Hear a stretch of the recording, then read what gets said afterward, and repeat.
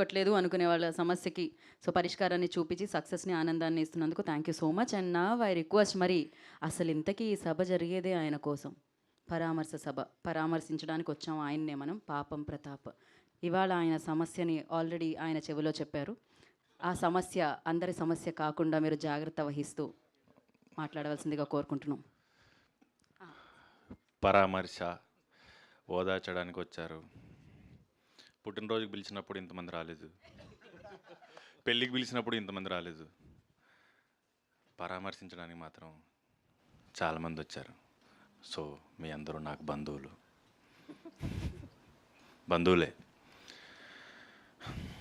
పోయిన సంవత్సరం మా బుజ్జమ్మ నన్ను వదిలేసి వెళ్ళిపోయింది. అప్పటి నుంచి ఇంటి పక్క వాళ్ళు, బంధువులు, ఊరి వాళ్ళు అందరూ ఎన్నెన్ని మాటలనాలో, ఏమేమి కమెంట్ చేయాలో, ఎలా క్రిటిసైజ్ చేయాలో అన్నీ చేశారు, అన్నీ చూసాం. అందరూ పాపం ప్రతాప్ అన్న వాళ్ళే.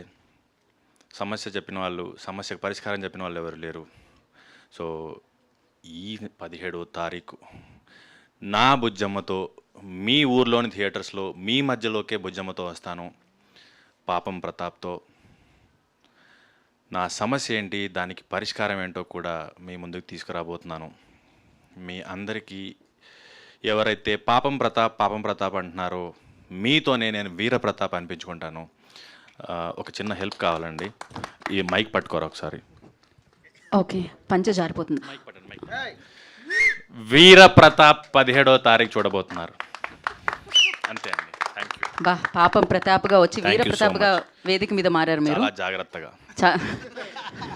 Okay, thank you so much అండి. And yes